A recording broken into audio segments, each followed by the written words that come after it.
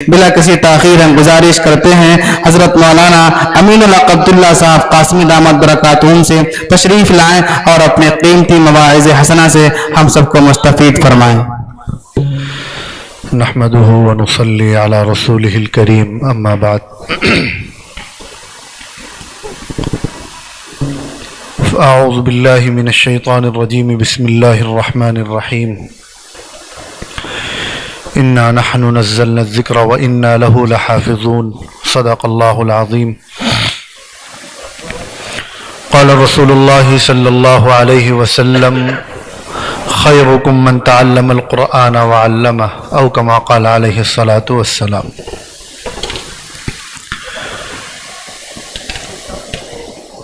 اللہ رب العزت کا اس علاقے پر بہت بڑا فضل ہے کہ اس نے ہم کو اس ادارے کی شکل میں ایک انتہائی قیمتی نعمت سے نوازا ہے۔ اللہ کی اس نعمت پر ہم جتنا شکر ادا کرنا چاہیں وہ کم ہے۔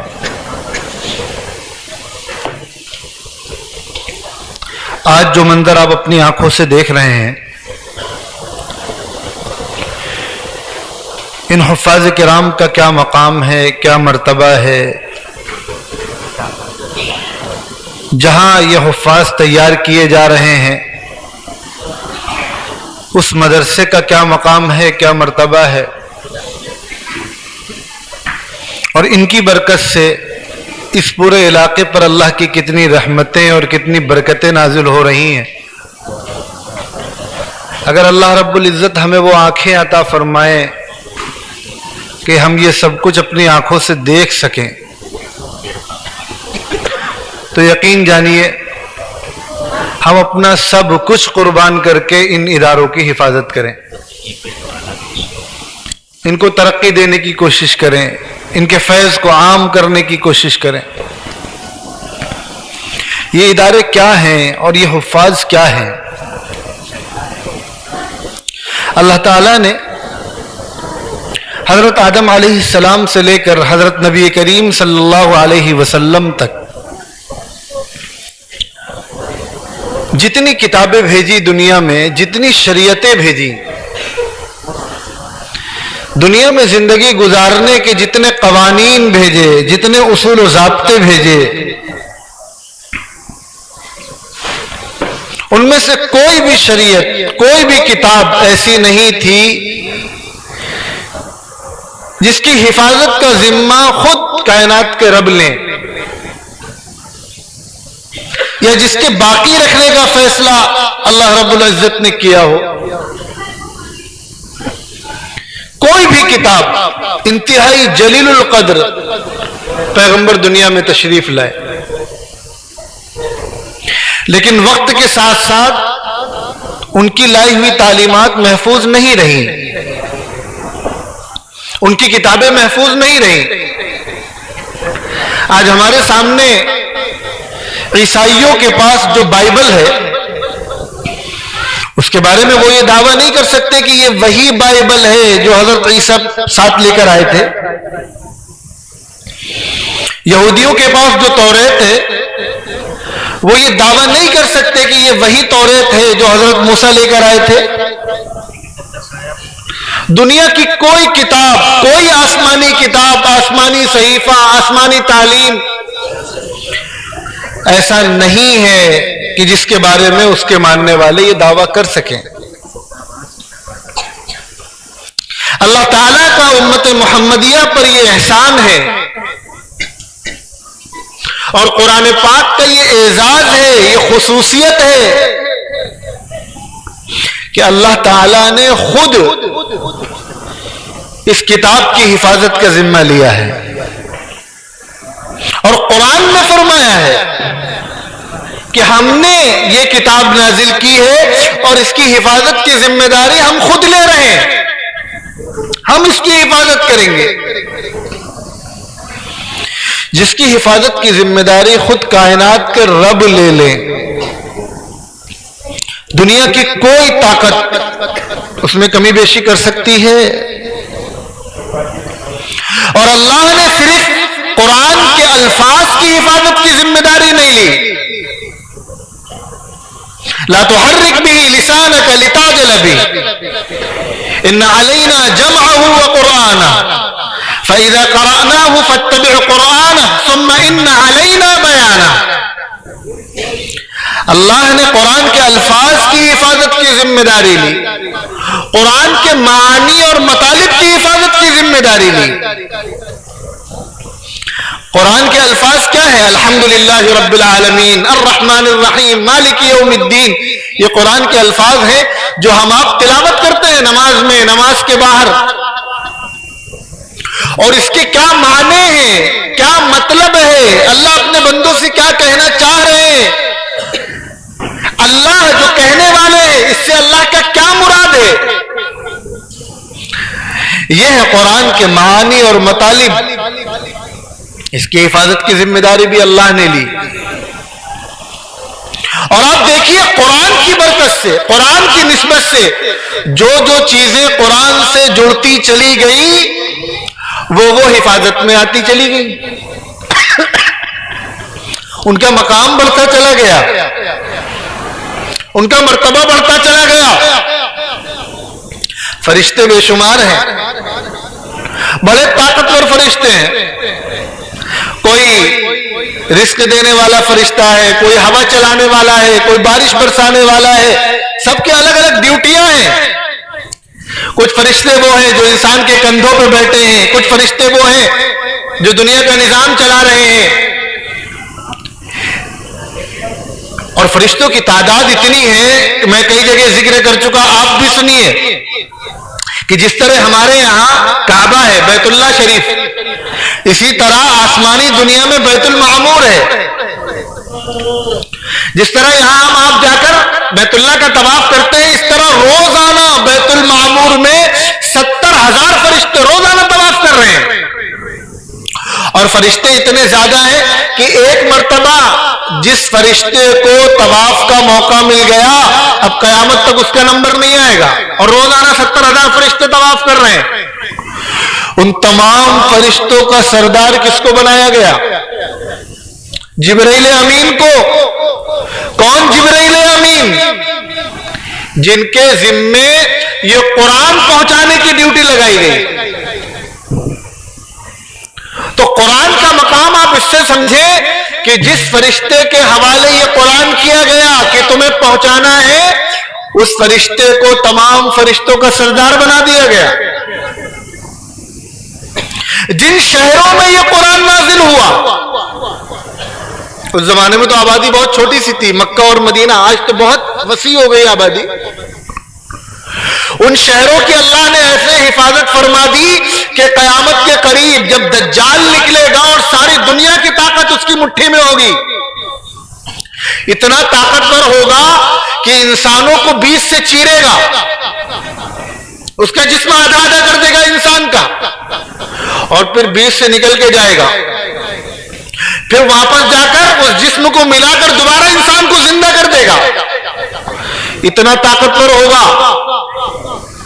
اس کی رفتار کا یہ عالم ہوگا, جہاں اس کی نظر پڑے گی وہاں اس کا پہلا قدم پڑے گا. لیکن قرآن کی نسبت جن شہروں سے جڑ گئی, اللہ تعالیٰ نے ان شہروں کو دجال کے قدم سے محفوظ کر دیا. آپ علماء سے پوچھئے, دجال ساری دنیا میں جائے گا, مکہ اور مدینے نہیں جا پائے گا. مہینے بہت سارے ہیں. قرآن کریم میں اللہ ارشاد فرما رہے ان عدت الشہور عند اللہ 12 شہرا فی کتاب اللہ یوم خلق السماوات والارض منها 4 حرم. جب سے زمین آسمان بنے تب سے اللہ نے 12 مہینوں کا نظام بنا رکھا ہے. ان 12 مہینوں میں 4 مہینے بڑے محترم ہیں, بڑے مقدس ہیں. کون کون سے 4 مہینے؟ رجب, ذی قعدہ, ذی الحجہ اور محرم. یہ 4 مہینے روز اول سے بڑے محترم ہیں. اور عرب کے انتہائی بدترین دور میں بھی, جاہلیت کے دور میں بھی, وہاں کے لوگ ان مہینوں کا احترام کیا کرتے تھے. لیکن اس کے باوجود مہینوں کا سردار کس مہینوں کو کہا گیا؟ رمضان کو کہا گیا. کیوں کہا گیا؟ اور بھی وجوہات ہو سکتی ہے، میں تو قرآن کے حوالے سے بات کر رہا ہوں. جس کی نسبت قرآن سے جڑ گئی، شہر رمضان الذی انزل فیہ القرآن، یہ وہ مہینہ ہے جس مہینے میں اللہ نے قرآن نازل کیا ہے، لہذا اس مہینے سے زیادہ بابرکت کوئی مہینہ نہیں. 365 دن ہے تو 365 راتیں ہیں، اور اسی رات میں شب برات بھی آ رہی ہے، عاشورہ کی رات بھی آ رہی ہے، ربیع الاول کی راتیں بھی آ رہی ہیں، تمام راتیں آ رہی ہیں. لیکن سب سے زیادہ فضیلت والی رات کون سی ہے؟ شب قدر ہے، 1000 مہینوں سے زیادہ افضل ہے کہ نہیں ہے؟ اللہ قرآن میں بتلا رہے ہیں اِنَّا أَنزَلْنَاهُ فِي لَيْلَةِ الْقَدْرِ، کہ اس رات میں ہم نے قرآن کو نازل کیا. اس رات کی نسبت قرآن سے جڑ گئی تو 1000 مہینوں سے زیادہ افضل ہو گئی یہ رات. ارے کچھ بات سمجھ میں آ رہی ہے کہ نہیں آ رہی ہے؟ جس نبی پر قرآن اترا، کم و بیش 1.25 لاکھ انبیاء اور رسول اللہ نے دنیا میں بھیجے ہیں، اور ایسے نبی آئے ہیں. حضرت ابراہیم علیہ السلام کا نام سنا ہے؟ اللہ کے ایسے جلیل القدر پیغمبر ہیں، خود نبی، 2 بیٹے، دونوں بیٹے نبی، پوتا نبی، پڑپوتا نبی، اور آپ کی اولاد میں، آپ کی نسل میں حضرت اسحاق علیہ السلام کی اولاد میں سے ہزاروں نبی اللہ نے دنیا میں بھیجے، اور حضرت اسماعیل کی اولاد سے حضرت نبی کریم صلی اللہ علیہ وسلم تشریف لائے. حضرت ابراہیم وہ ہیں جنہوں نے اللہ سے دعا مانگی تو ان دعاؤں کو بعینی ہی انہی الفاظ کے ساتھ اللہ نے قرآن کا حصہ بنا دیا. ایسے جلیل القدر نبی، لیکن اس کے باوجود نبیوں کا سردار کون ہے؟ سب سے بڑا مقام کس کا ہے؟ سیدنا محمد رسول اللہ صلی اللہ علیہ وسلم کا، اس نبی کا جن پر اللہ نے قرآن نازل کیا. اب آپ اس سے اندازہ لگائیے، جن جن چیزوں کی نسبت قرآن سے جڑتی چلی گئی، اللہ نے ان کا مقام کہاں سے کہاں پہنچا دیا، تو قرآن کا کیا مقام ہوگا؟ یہ ننھے منھے بچے بیٹھے ہیں آپ کے سامنے، انسان آپ بھی ہیں، انسان یہ بھی ہیں، لیکن ان کا مقام قرآن سے ان کی نسبت جڑ گئی تو ان کا مقام معلوم ہے کیا پہنچ گیا، کہاں سے کہاں پہنچ گیا. اللہ نے ان کو کیا مقام دے دیا، اللہ کو ان سے کیسی محبت ہو گئی، اور کیسی اللہ کی خصوصی عنایات ان پر ہوں گی. سنیے، آپ نے بار بار سنا ہوگا، پھر سنیے، قرآن سے نسبت جڑنے پر مٹی بھی سونا بن جاتی ہے. کل میدان محشر میں ہم سب کو معلوم ہے ایک دن سب کو مر کے جانا ہے، قبر میں جائیں گے، پھر حشر کا میدان سجے گا جہاں اللہ تعالیٰ انتہائی جلال کے عالم میں موجود ہوں گے. اچھے برے کا فیصلہ ہوگا، پاپیوں کو سزا دی جائے گی، مظلوموں کی مدد، مظلوموں کو ان کا بدلہ دیا جائے گا، جن کے ساتھ ناانصافی ہوئی ہوگی ان کے ساتھ انصاف کیا جائے گا، اچھے اور برے کا فیصلہ ہو رہا ہوگا. میدان سج چکا ہے. حضرت آدم سے لے کر قیامت تک پیدا ہونے والا ایک ایک انسان، مرد ہو، عورت ہو، بچہ ہو، بوڑھا ہو، جوان ہو، سب وہاں کھڑے ہوں گے. سارے نبی کھڑے ہوں گے، سارے ولی کھڑے ہوں گے، سارے صحابی کھڑے ہوں گے، سارے علماء، حفاظ، عام آدمی سب وہاں موجود ہیں میدان میں. اور صورتحال کیا ہوگی؟ یہ جو سورج آج ہم سے لاکھوں میل دور ہے، گرمی کا مہینہ آ رہا ہے، تیز گرمی میں دن کے 12 بجے اس سورج کے سامنے کھڑے ہونے کی ہمت نہیں ہوتی. یہ سورج چھت کے برابر آ چکا ہوگا. گرمی کی وجہ سے زبانیں لٹک رہی ہوں گی، اور پسینے کی وجہ سے لوگ کمر گھٹنوں تک پسینے میں ڈوبے ہوئے ہوں گے، اور افسوس، پریشانی، پچھتاوا، شرمندگی کے باعث لوگ اپنا ہاتھ چبا رہے ہوں گے. اور ایسا عجیب و غریب منظر ہوگا، نفسا نفسی کا عالم ہوگا، ہر انسان کو اپنی اپنی پڑی ہوگی. قرآن عجیب و غریب منظر کھینچ رہا ہے. اس قرآن میں اللہ نے سب کچھ بتلا دیا، کچھ چھوڑا نہیں ہے. قرآن ذرا ہم پڑھے تو اللہ نے سب بتلا دیا. یوم یفر المرء من اخیہ وامہ وابیہ وصاحبتہ وبنیہ. وہ دن جب بھائی بھائی سے بھاگ رہا ہوگا. دنیا میں تو بھائی بھائی پر جان دینے کے لیے قربان, بھائی کو کچھ ہو جائے تو پورے محلے سے لڑنے کے لیے تیار.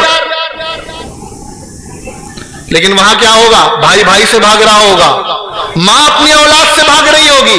دنیا میں سب سے زیادہ محبت کون کرتا ہے انسان سے؟ ماں کرتی ہے نا. لیکن وہاں کیا ہوگا؟ ماں اپنی بیٹے سے بھاگ رہی ہوگی, باپ اپنی اولاد سے بھاگ رہا ہوگا, بیوی اپنے شوہر سے بھاگ رہی ہوگی, سب ایک دوسرے سے بھاگ رہے ہوں گے. ایسے نفسا نفسی کے عالم میں یہ حضرات, یہ بچے جن کی نسبت قرآن سے جڑ گئی, جن کے سینے میں قرآن محفوظ ہو گیا, کل میدان محشر میں یہ سب ایسی کنڈیشن میں اللہ کے عرش کے سائے میں ہوں گے. کہاں ہوں گے؟ عرش کے سائے میں ہوں گے. اندازہ لگائیے آپ. اور ان سے کیا کہا جائے گا؟ تم نے قرآن یاد کیا تھا, تم نے میرے پاک کلام یاد کیا تھا, تم حافظ قرآن بنے تھے, تم نے قرآن کو سینے میں محفوظ کیا تھا. آج جب نفسا نفسی کا عالم ہے اور ہر آدمی پریشان ہے کہ اس کے ساتھ کیا معاملہ ہوگا, سنو, قرآن پڑھنا شروع کرو اور جنت کے زینے چڑھنا شروع کرو, اور ذرا آرام آرام سے پڑھنا جیسے دنیا میں پڑھا کرتے تھے. جہاں تمہارا قرآن مکمل ہوگا وہی تمہاری منزل ہوگی. ایسی صورتحال میں جب بڑے بڑے لوگ پریشان ہوں گے کہ ہائے ہمارا کیا ہوگا, اللہ ہم سب کی اس منظر سے, اس صورتحال سے حفاظت فرمائے. ایسے میں اللہ کی طرف سے ان حفاظ کرام سے کہا جائے گا کہ آج تمہاری کوئی جگہ متعین نہیں کی جا رہی ہے کہ تمہیں جنت کا پہلا درجہ ملے گا کہ دوسرا ملے گا کہ تیسرا ملے گا. آج تمہارے اوپر ہے. قرآن پڑھنا شروع کرو, چڑھنا شروع کرو اور دھیرے دھیرے پڑھو. تم جہاں رکو گے وہی تمہاری منزل ہوگی. یہ مقام ان حفاظ کرام کو دیا جائے گا. کیوں دیا جائے گا؟ میں جو بات آپ کو سمجھانے بیٹھا ہوں, ان حفاظ کی نسبت کاہے سے جڑ گئی ہے؟ قرآن سے جڑ گئی ہے. اور پھر خالی یہی نہیں کہا جائے گا کہ تم جنت میں چلے جاؤ. ان کے مقام کا اندازہ لگائیے. ان کی نسبت قرآن سے جڑی تو پھر ان کو یہ مقام ملا. اللہ تعالیٰ کہیں گے ایسا ہے, تم تو جنت میں جا رہے ہو, لیکن چونکہ تم نے میرا پاک کلام اپنے سینے میں محفوظ کیا ہے, لہذا آج تمہیں یہ اجازت دی جا رہی ہے کہ 10 ایسے لوگ جن پر ہم نے جہنم واجب کر دی تھی, جن کے جہنم میں جانے کا آج ہم نے فیصلہ کر دیا تھا, لیکن چونکہ تم نے میرا پاک کلام اپنے سینے میں محفوظ کیا ہے, لہذا میں رب کائنات آج تمہیں یہ اجازت دے رہا ہوں, ایسے 10 لوگوں کو اپنے ساتھ لے کر جنت میں جاؤ تم, جن کے بارے میں فیصلہ کر چکا ہوں. تمہیں یہ اجازت ہے, تم ایسے 10 لوگوں کو اپنے ساتھ لے کر جاؤ, اپنے رشتہ داروں میں, گھر والوں میں. کیوں؟ کیونکہ ان کی نسبت کاہے سے جڑ گئی؟ قرآن سے جڑ گئی. اور خالی ان کی نسبت نہیں, آپ نے بار بار سنا, ان کی نسبت قرآن سے جڑی ہے. اور چونکہ ان کے والدین, ان کی نسبت والدین سے بھی ہے, تو اللہ میاں صرف یہ نہیں کہیں گے تم چلے جاؤ, والدین کا اکرام ہوگا. خالی یہ نہیں کہ جنت میں لے کے چلے جاؤ. ان کروڑوں اربوں کے مجمع میں جب ساری دنیا کھڑی ہوئی ہے, اس موقع پر اللہ تعالیٰ دکھائیں گے کہ ان لوگوں نے میرے قرآن کو اپنے سینے میں محفوظ کیا. آؤ ان کے والدین, تمہیں آج ہم ایسا تاج پہنائیں گے جس کی چمک سورج کی روشنی سے بھی زیادہ تیز ہوگی, تاکہ ساری دنیا دیکھے, اعزاز ہو, اکرام ہو. ان حفاظ کرام کو جو یہ دستار بندی کے پروگرام ہوتے ہیں, انعامات دیا جاتا ہے. یہ تو اکیلے میں بھی دیا جا سکتا تھا, لیکن آپ سب کو بلا کے دیا جاتا ہے. کیوں دیا جاتا ہے؟ مقصد کیا ہوتا ہے؟ ان حفاظ کا اکرام کیا جائے. یہی مقصد ہوتا ہے نا, ان کا اعزاز کیا جائے. کل میدان محشر میں کائنات کے رب, کائنات کے مالک یہ ان حفاظ کرام کے والدین کا ایسے اکرام کریں گے, تو ان کا مقام و مرتبہ کیا پوچھنا. انسان کی نسبت قرآن سے جڑ گئی, کہاں سے کہاں پہنچ گیا. اور جس جگہ کی نسبت قرآن سے جڑ جائے, یہ جس مدرسے میں آپ بیٹھے ہیں یہاں کیا ہوتا ہے؟ صبح شام قرآن ہی تو پڑھایا جاتا ہے، قرآن ہی تو سکھایا جاتا ہے، قرآن ہی سینوں میں محفوظ کرایا جاتا ہے۔ سوتے سوتے قرآن پڑھ رہے ہیں، اٹھتے اٹھتے قرآن پڑھ رہے ہیں، صبح قرآن پڑھ رہے ہیں، شام کو قرآن پڑھ رہے ہیں۔ آپ اندازہ لگائیے ایسی جگہوں پر جب اللہ کی رحمتیں اور برکتیں نازل ہوتی ہوں گی تو کیا ان جگہوں ایسے جگہ سے جو جگہ جڑی ہوئی ہے ان کو اس کا حصہ نہیں ملتا ہوگا؟ گنج مراد آباد میں اگر اس مخصوص خطے میں، اس زمین میں ایسا ایک مدرسہ قائم ہے جہاں صبح و شام قرآن پڑھایا جا رہا ہے تو اس کا فائدہ صرف اس مدرسے کو نہیں ہو رہا، اس پورے علاقے کو ہو رہا ہے، اور صرف گنج مراد آباد کو نہیں ہو رہا۔ ہمیں نہیں معلوم کتنے میلوں تک اس مدرسے کی برکت سے، قرآن کی برکت سے، ان حفاظ کی برکت سے اللہ تعالیٰ اپنی رحمتیں نازل فرما رہے ہیں۔ ہمیں نہیں معلوم اس مدرسے کے پڑوس میں رہنے والوں کے گھروں میں جو روزی روٹی اتر رہی ہے وہ پتہ نہیں اس قرآن کی برکت سے ہو، ان علماء کی برکت سے ہو، اس مدرسے کی برکت سے ہو، ہمیں نہیں معلوم۔ ہمیں اگر ہمارے ساتھ کچھ اچھا ہو رہا ہے ہمیں نہیں معلوم کہ ہو سکتا ہے اسے قرآن کی برکت سے ہو۔ قرآن یہ اللہ کا کلام، اس کی حفاظت کی ذمہ داری اللہ نے لی۔ جو چیزیں قرآن سے جڑتی چلی گئی وہ مٹی سے سونا ہو گئی، اور جو پہلے سے سونا تھی وہ تو نور علی نور ہو گئی۔ اسی طرح قرآن کی حفاظت کی ذمہ داری اللہ نے لی۔ قرآن روز اول سے آج تک محفوظ ہے اور قیامت تک محفوظ رہے گا۔ جو قرآن سے جڑتا چلا جائے گا وہ بھی محفوظ ہوتا چلا جائے گا۔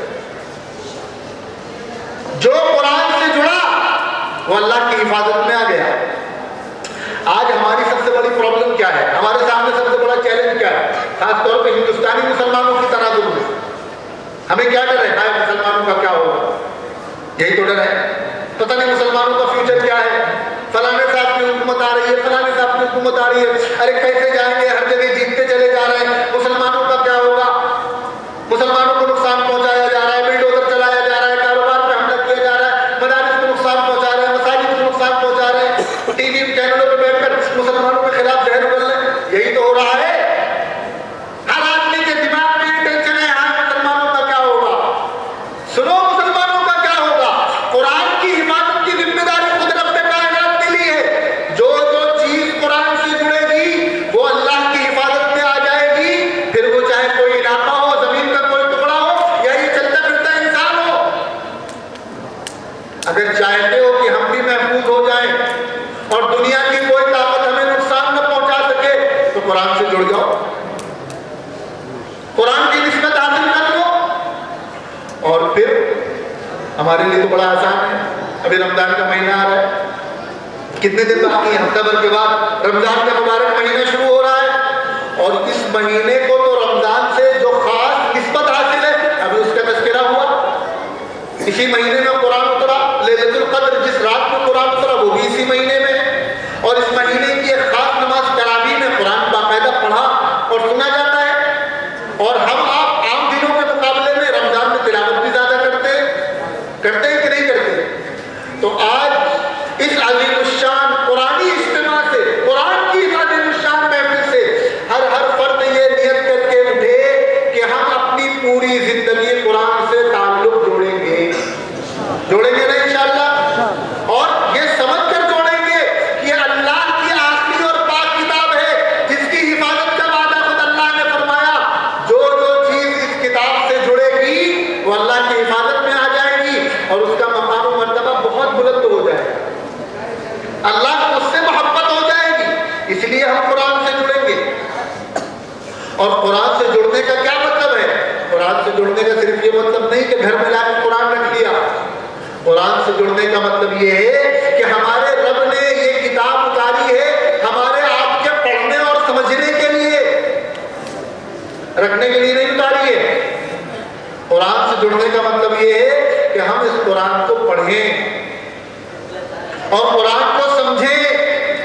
ظاہر سی بات ہے قرآن پڑھنے کے لیے پڑھنا سیکھنا پڑے گا، قرآن پڑھنے کے لیے قرآن سیکھنا پڑے گا۔ کوئی بھی کتاب بغیر کتنے لوگ ہیں یہاں پر جنہوں نے قرآن سیکھا؟ کیا صرف یہ ننھے منھے بچوں کی ذمہ داری ہے کہ ہم نے اپنے بچوں کا مدرسے میں داخلہ کرا دیا؟ اب حافظ جی کی ذمہ داری ہے کہ ان کو حافظ بنائیں، قرآن سکھائیں، تجوید و مخارج سکھائیں، قرآن پڑھنا سکھائیں، یاد کرائیں، اور ہمیں مر کے نہیں جانا ہے، ہمیں اللہ کو جواب نہیں دینا ہے، ہمیں جنت نہیں چاہیے، ہمیں اپنے والدین کے لیے تاج کا انتظام نہیں کرنا ہے۔ قرآن ہمارے لیے نازل نہیں ہوا کہ نہیں ہوا؟ تو قرآن سب کو پڑھنا چاہیے نا، خالی بچوں کو پڑھنا چاہیے؟ قرآن سیکھیں گے؟ ارے سیکھیں گے کہ نہیں سیکھیں گے؟ کب سیکھیں گے؟ کب سے سیکھنا شروع کریں گے؟ آج ہی سے سیکھنا شروع کریں گے، اور رمضان کے موقع پر خاص فائدہ اٹھا کر نظام بنائیے۔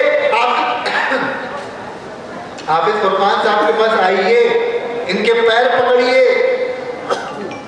گڑ گڑائیے کہ آپ ہمارے لیے قرآن سیکھنے کا انتظام کریں۔ آپ نے ہمارے بچوں کی تو جنت کا انتظام کر دیا، ہمارا کیا ہوگا؟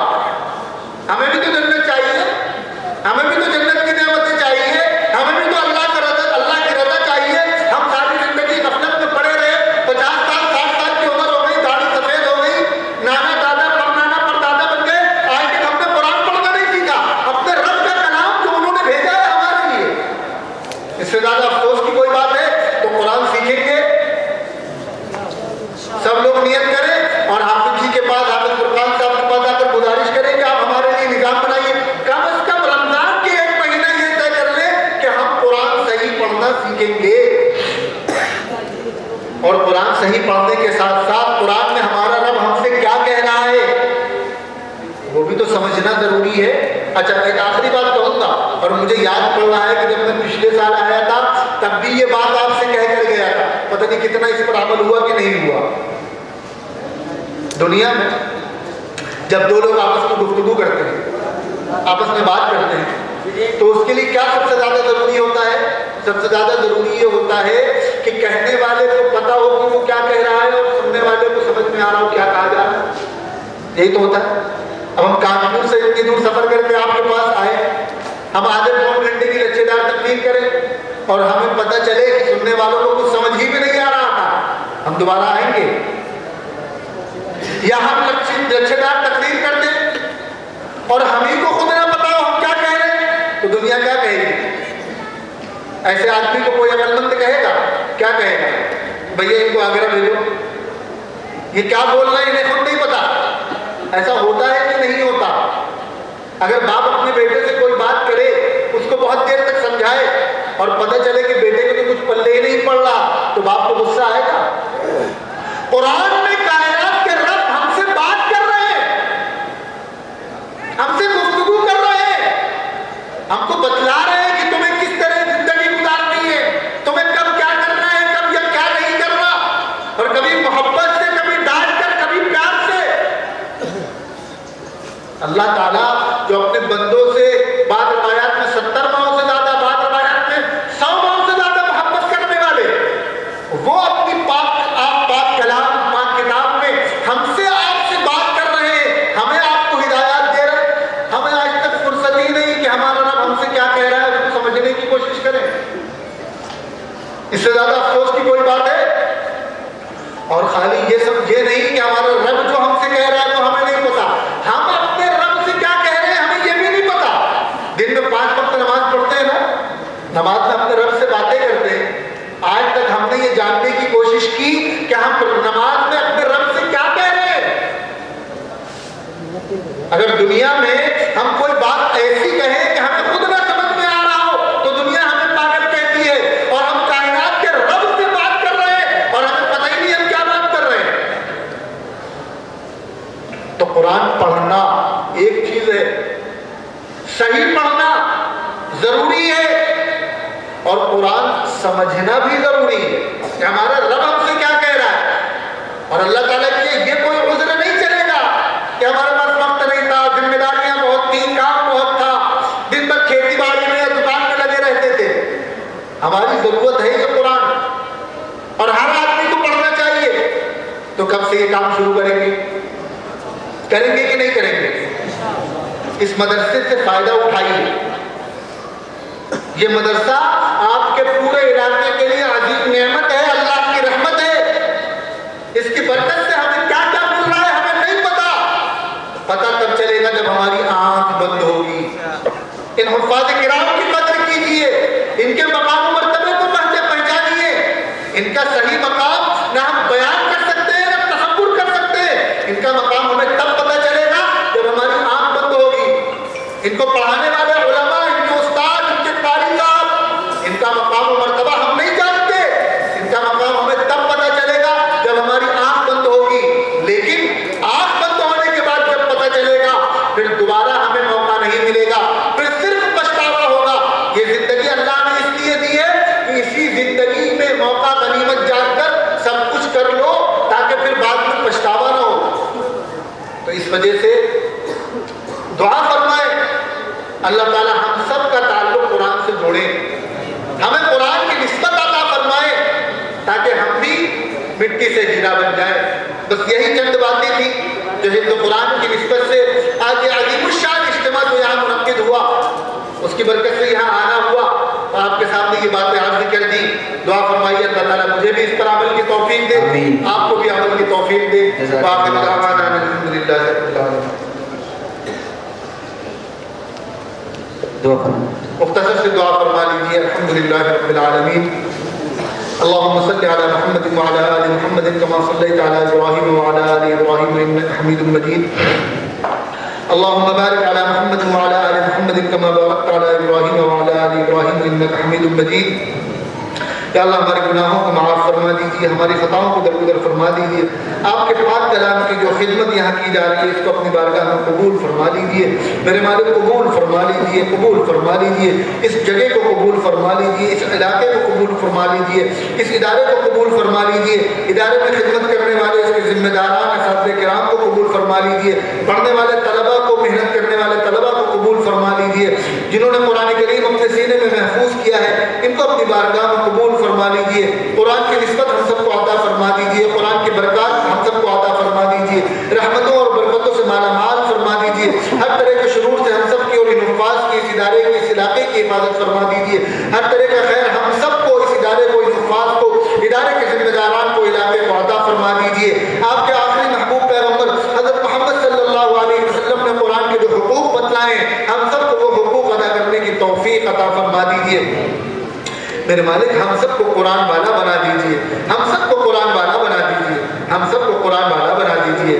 ہم سب کو اس مدرسے کی قدر کرنے کی توفیق عطا فرما دیجیے، یہاں کے اساتذہ کی قدر کرنے کی توفیق عطا فرما دیجیے، ذمہ داران کی قدر کرنے کی توفیق عطا فرما دیجیے۔ جو بچے یہاں پڑھ کر قرآن کا علم حاصل کر رہے ہیں، قرآن سیکھ رہے ہیں، میرے مالک ہم سب کو ان سے محبت کرنے کی توفیق عطا فرما دیجیے اور اس ادارے کو دن دوگنی رات چوگنی ترقیات سے نواز دیجیے۔ قیامت کی صبح تک اس ادارے کا فیض جاری فرما دیجیے۔ ہم سب کو اس ادارے کے صدقے دوپہر میں ہر طرح کا خیر ہمارے لیے مقدر فرما دیجیے۔ میرے مالک جب تک زندہ رکھیے اسلام و ایمان پر زندہ رکھیے، جب موت دیجیے تو اسلام و ایمان پر موت دیجیے اور موت کے وقت کلمہ طیبہ لا الہ الا اللہ محمد رسول اللہ کو زبان پر جاری فرما دیجیے۔ رمضان کا مبارک مہینہ آ رہا ہے، ہم سب کو رمضان سے خوب فائدہ اٹھانے کی توفیق عطا فرما دیجیے۔ ہماری دعاؤں کو میں اپنے فضل و کرم سے نبی کریم صلی اللہ علیہ وسلم کے صدقہ دوپہر میں قبول فرما لیجیے۔ ربنا تقبل منا انك انت السميع العليم وتب علينا انك انت التواب الرحيم وصلى الله تعالى على خير خلقه محمد واله وصحبه اجمعين برحمتك يا ارحم الراحمين۔